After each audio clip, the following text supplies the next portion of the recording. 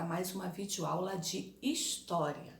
Iremos começar a correção da página 229, 233, 236, 238 e 239. Na página 229, faça você mesmo. Na época do descobrimento, os europeus buscavam no Oriente especiarias como o cravo, a canela, a noz moscada e a pimenta do reino. Ingredientes como esses foram trazidos para o Brasil e estão presentes em nossas receitas até hoje. Peça a ajuda de um adulto que costuma cozinhar e realize as atividades propostas. Aqui é uma resposta pessoal, né? Cada um respondeu essas questões aqui, essas perguntas, de acordo com aquilo que foi escolhido, aquele prato, né, que você gosta, né, e que utiliza uma dessas especiarias aqui citadas. Agora vamos para a página 233. 1. Preencham a tabela a seguir, indicando o uso e os objetos que os indígenas e os portugueses davam ao pau-brasil. Aqui nós temos o uso e o objetivo. Uso, os indígenas, né? Tingir penas dos enfeites e fazer arcos e flechas. Já os portugueses, tingir tecidos e fazer móveis e navios. O objetivo dos indígenas, enfeitar-se, caçar e guerrear para uso próprio. Dos portugueses, vender produtos, lucrar. 2. Na descrição do funcionamento do escambo entre os portugueses e indígenas, vocês consideram que o relacionamento entre eles começou de forma amigável? Justifique. Sim. O relacionamento entre os indígenas e os portugueses começou amigável, pois havia interesse de ambas as partes, tá? No escambo. Vamos agora lá para a página 236, super desafio. Para conhecer melhor o rei Musa Keita I, circule no atual mapa político da África os limites de seu império. Saiba que a Guiné também é chamada de Guiné-Conakry, para diferenciá-la da vizinha Guiné-Bissau. Então, aqui nesse mapa, tá? Vocês circularam Senegal, Guiné, Mauritânia, Gâmbia, Mali, Burkina Faso, Níger, Nigéria e Chad, tá? Vamos agora lá para a página 238. 1. Indique a sequência de eventos que fazia com que um africano livre na África se tornasse um africano escravizado no Brasil, no processo conhecido como diáspora africana. Então vamos lá. Número 1, captura. 2, prisão em uma feitoria. 3, embarque em navio negreiro. 4, exposição em mercado de escravos. E 5, aquisição por proprietários. Página 239, número 2. Comente o significado da frase escrita por um padre jesuíta em 1711. Os escravos são as mãos e os pés do senhor do engenho. Por que ele disse isso? Porque os escravos eles realizavam todo o trabalho nas fazendas de cana. E por isso foram considerados jesuítas, né? Eles trabalhavam, né? Faziam tudo. A parte doméstica, na parte das plantações, enfim, todo o trabalho que vocês possam imaginar eram feitos por eles. Embaixo, 3, observe a obra denominada O Regresso de um Proprietário, que foi feita em 1835, pelo pintor Jean-Baptiste Debré. Agora responda, qual é a diferença entre a posição social das pessoas retratadas? Então, vocês observaram aqui nessa imagem, a gente vê que um homem está sendo carregado em uma rede por 2 homens, né? O que está na rede, ele ocupa uma posição social superior que aos demais.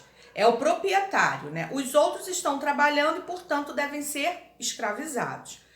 E outra coisa, se vocês observarem, também existem aqui uma mulher, né, lá atrás, carregando alguma coisa também, né? Então, essa mulher também seria também propriedade desse senhor aqui que está sentado aí nessa rede. Agora nós vamos para a página 241, que são as atividades finais.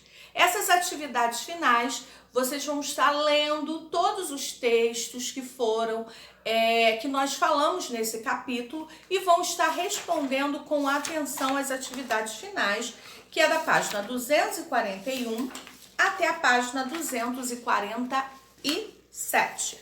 Na página 248 e 249 é o relembrando. Preencha o esquema com os principais tópicos aprendidos no capítulo. Fluxos populacionais e formação do povo brasileiro. Aqui vocês vão preencher com as informações que estão na página 249.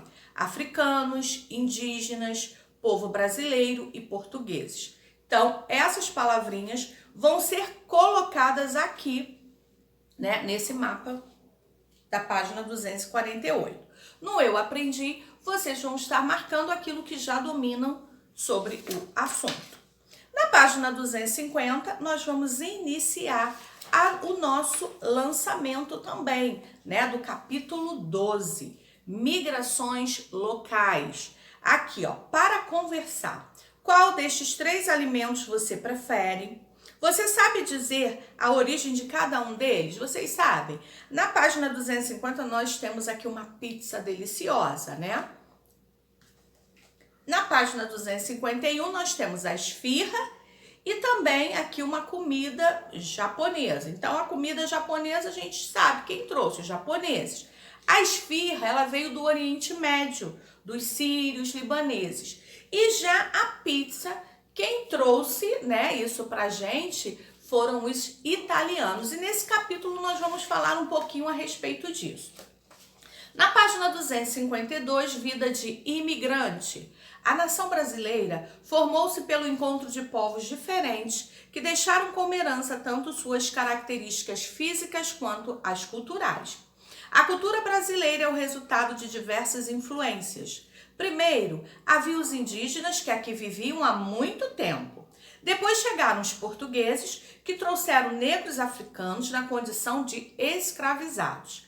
Agregaram-se a esses 3 povos muitos imigrantes europeus e asiáticos a partir do século XIX. Vamos conhecer um pouco mais sobre a vida desses imigrantes no Brasil? Os imigrantes que foram para a região sul receberam lotes de terra do governo. Eles tiveram que derrubar a mata nativa e preparar o solo para dar início ao cultivo de produtos agrícolas, como milho, trigo e frutas diversas. Eles construíram as próprias casas, muitas vezes no estilo das casas que tinham em seus países de origem, e buscavam manter os hábitos alimentares e o idioma. Já no Sudeste, os imigrantes vieram para trabalhar nas fazendas de café de proprietários brasileiros. Era permitido que eles criassem alguns animais e plantassem alimentos para o próprio consumo, como milho, feijão e hortaliças. Contudo, sua principal atividade era cuidar do cultivo de determinada área do cafezal, em troca de um salário fixo e de uma parte da colheita. Nessas lavouras, a rotina era muito pesada. Homens e mulheres chegavam a trabalhar de 10 a 14 horas por dia.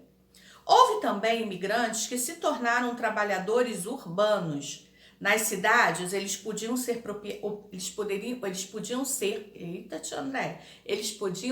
operários assalariados que tinham uma rotina tão difícil quanto a dos trabalhadores das fazendas. Nas fábricas, enfrentavam jornadas de trabalho de até 15 horas por dia, recebiam salários muito baixos e não havia direitos garantidos a eles. Por exemplo, não tinham direito a salário mínimo, férias ou licença por problemas de saúde. Além disso, não existiam leis que protegessem as crianças do trabalho infantil. Naquela época, a criança trabalhava e as pessoas trabalhavam, estando doente ou não, tinham que trabalhar. E não tinham salário fixo e nem os benefícios que hoje, né, muitos trabalhadores possuem. Apesar das dificuldades, alguns imigrantes conseguiram prosperar e montar pequenos negócios como padarias, armazéns, barbearias e sapatarias. E se tornaram comerciantes. Alguns também conseguiram abrir indústrias, principalmente no setor de alimentos, bebidas e tecidos. Na página 253, Observe a fotografia, leia a legenda e responda. Aqui a colheita de café no início do século XX. Né? De acordo com o que vocês vão observar nessa fotografia, vocês vão responder a letra A, B e C. Na página 254 é o super desafio. A imagem abaixo mostra uma cena comum na vida urbana brasileira do início do século XX. Nas cidades, muitos imigrantes se tornaram proprietários de armazéns de secos e molhados, como o que aparece na fotografia. 1. Você sabe o que é um armazém de secos e molhados? Faça uma pesquisa para descobrir e vencer este super desafio. Escreva abaixo o que eram esses estabelecimentos e o que eles vendiam. Responda também se esses armazéns existem até hoje ou se foram substituídos por outro tipo de comércio. Então, vocês vão fazer uma pesquisa relacionada, né, a esses armazéns que eram chamados de secos e molhados. E vão escrever aqui, fazer todas as anotações aqui na número 1. Na página 255, cultura plural. A turma da Eleva foi comer macarrão na casa do Torugo para comemorar o aniversário dele. O que seria de mim se os italianos não tivessem trazido a macarronada para o Brasil? O que seria de nós? 1. O que o Torugo quis dizer quando relacionou a macarronada aos italianos?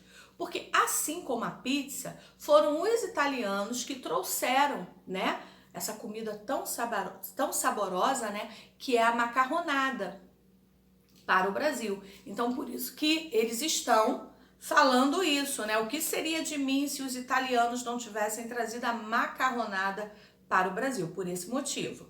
A imigração contribuiu muito para que o Brasil se tornasse um país culturalmente diversificado.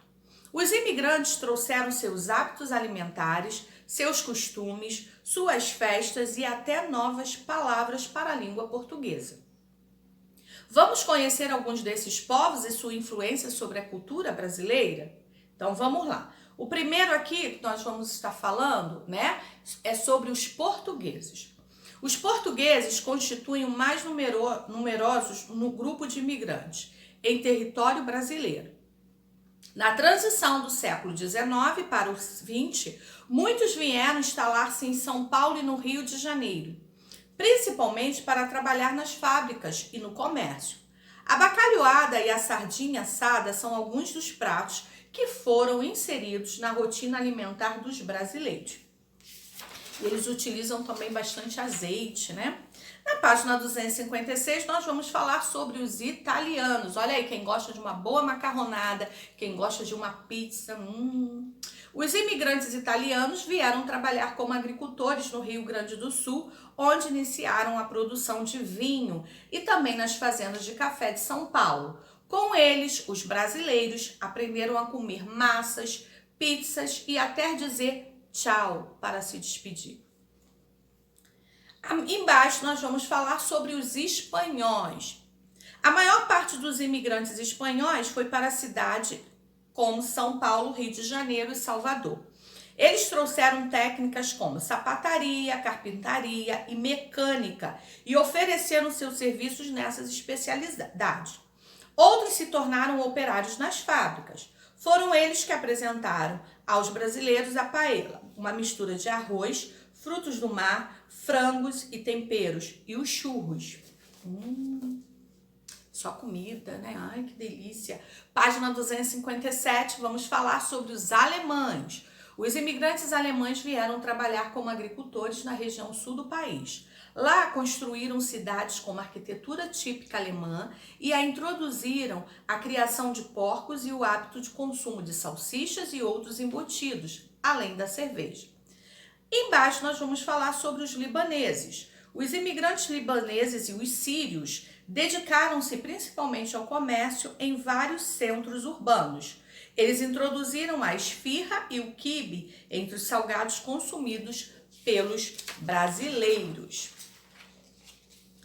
Agora vamos falar sobre os japoneses, lá na página 258. Os imigrantes japoneses estabeleceram-se principalmente no interior do estado de São Paulo e Paraná. Vieram para trabalhar nas plantações de café, mas introduziram o cultivo de inúmeras verduras, legumes e frutas. Sua rica culinária conquistou muitos brasileiros, principalmente no consumo de sushis e sashimis, temperados com molho de soja. Embaixo agora a gente vai ver bolivianos. Os imigrantes bolivianos começaram a se deslocar de forma mais intensa para o Brasil a partir dos anos de 1980.